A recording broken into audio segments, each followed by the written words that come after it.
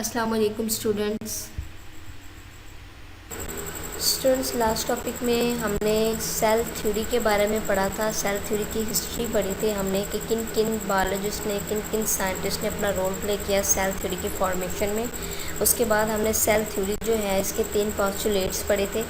First postulate जो इसका था, all organisms are composed of one or more sales. ठीक है, तमाम ऑर्गेनिज्म जो हैं एक या एक से ज़्यादा सेल से मिलकर बने होते हैं। Cells are the smallest living things. Cells क्या हैं? छोटी से छोटी जो हैं वो जिंदा चीज़ है। The basic unit of organisation of all organism. इस तमाम ऑर्गेनिजम्स की ऑर्गेनाइजेशन का बेसिक यूनिट है, एक बुनियादी यूनिट है। Cells arise only by division in previously existing cells. ठीक है, सेल्स किस तरह से अराइज होते हैं? जब पहले से मौजूद सेल्स में डिवीजन होती है, वो तकसीम होते हैं, तो फिर ही सेल्स जो हैं वो अराइज होते हैं। आज का जो हमारा टॉपिक है वो है सब सेलुलर और ए सेलुलर पार्टिकल्स के बारे में।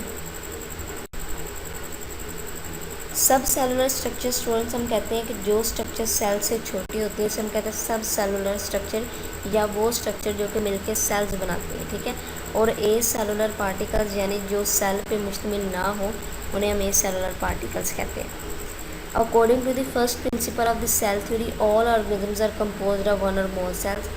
तमाम ऑर्गेनिज्म जो हैं एक या एक से ज़्यादा सेल से मिलकर बने होते हैं। Virus, prions and viroids. अब जो वायरस जो है इसके बारे में हमने पीछे पढ़ा था। वायरसेस हम कहते हैं ये वो लिविंग ऑर्गेनिजम्स हैं, माइक्रो ऑर्गेनिजम्स हैं जो कि लिविंग बॉडी के अंदर ही रिप्रोड्यूस करते हैं और उसमें बीमारियां पैदा करते हैं।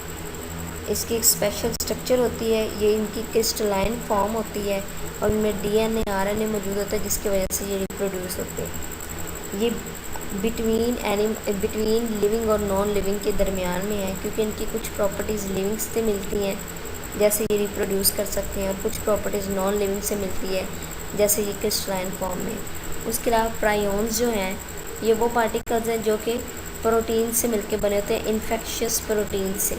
और वायरॉइड जो हैं ये आरएनए से मिलकर बने होते हैं, इसलिए हम इसे कहते हैं कि ये वायरॉइड्स हैं। Are not composed of cells. अब ये जो 3 पार्टिकल है इस सेल से मिलके नहीं बने होते, ये सेलुलर है। दे आर सब सेलुलर और acellular particles. They do not run any metabolism inside them, यानी इनमें कोई मेटाबॉलिज्म नहीं होता। ठीक है, सेल्स में क्या होता है? मेटाबॉलिज्म होता है, कैटाबॉलिज्म होता है, एनाबॉलिज्म होता है, जिससे एनर्जी जो है प्रोड्यूस होती है लिविंग ऑर्गेनिजम्स के अंदर। लेकिन इन स्ट्रक्चर्स में कोई मेटाबॉलिज्म नहीं होता क्योंकि ये सेल्स नहीं है, सब सेलुलर और ए सेलुलर पार्टिकल्स है। This shows some characteristics of living organisms. इनमें कुछ कैरेक्टरिस्टिक्स जो है लिविंग ऑर्गेनिजम्स की शो होती हैं, और वो कौन सी है? ये रिप्रोड्यूस कर सकते हैं और करते ये लिविंग ऑर्गेनिजम्स के अंदर हैं। और जैसे जैसे ये रिप्रोड्यूस करेंगे वैसे अपने नंबर जैसे जैसे ये बढ़ाएंगे वैसे वैसे बीमारी जो है बढ़ती है। बहुत सी डिजीज़ ऐसी हैं जो वायरसेस की वजह से होती है, और अपने जो करैक्टर्स हैं ये नेक्स्ट जनरेशन में ट्रांसमिट करते हैं, नेक्स्ट जनरेशन में ट्रांसफ़र करते हैं।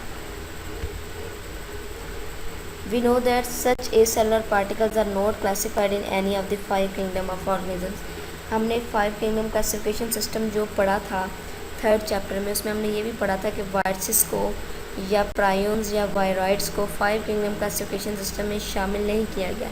इसको क्यों नहीं शामिल किया गया था?